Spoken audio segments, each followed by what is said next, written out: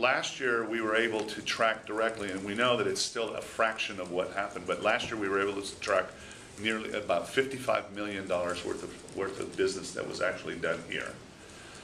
Then Scott's business intelligence group actually took the production numbers, because one of the really powerful things that Virtuoso members have allowed us to do, which has always been one of the advantages of big OTAs, is that Virtuoso agencies now provide us with nightly transactional data. So we actually know, we upload automatically while they sleep the transactional data. So we were actually able to correlate the travel advisors that came to this meeting versus the ones that don't come.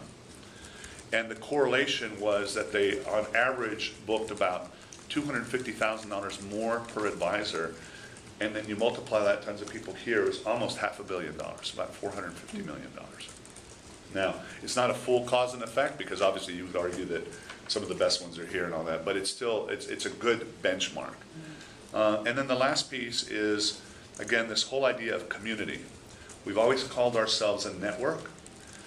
By really opening up ourselves to our customers, and we've already been doing this, right? We've been featuring our clients. If you look in the Bellagio TV, what we've been playing, you know, you see that we're now filming Virtuoso travelers, telling their stories in Virtuoso Life, in our websites and all that, where our travelers are talking about what's in it for them. Well, how does a Virtuoso traveler make a difference in the way they travel? What does it mean to them? And a lot of this is just based on a very simple premise. You can't take humanity out of humans.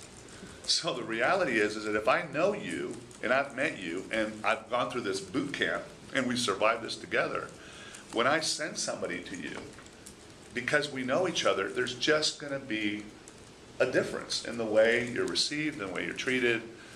And of course, everybody wants, you know, treat everybody well, and I have to say that the greatest joy that I've had since we started this strategy is all we did was ask our clients, and they have just jumped in with, I mean, the stories they tell, what they've done is really amazing. So the idea of a community of like-minded travelers and a community of people that take care of each other around the world, it's very powerful. So I'll end with one last ideal. Mm-hmm. And I say it's an ideal because, of course, it'll never happen.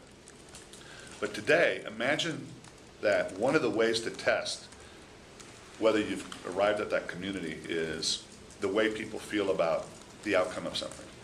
Today, if a client of a great Virtuoso advisor goes somewhere and they didn't have a great experience, the biggest percentage of those clients will probably come back and say to their advisor, you know, you kind of let me down.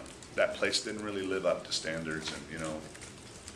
But imagine a world where, when the collective community comes together to elevate everybody's standards, right? Imagine a day when a client comes back and says to their advisor, you know what, that property, they shouldn't be part of us. And that sort of encapsulates what we're trying to achieve. Thank you.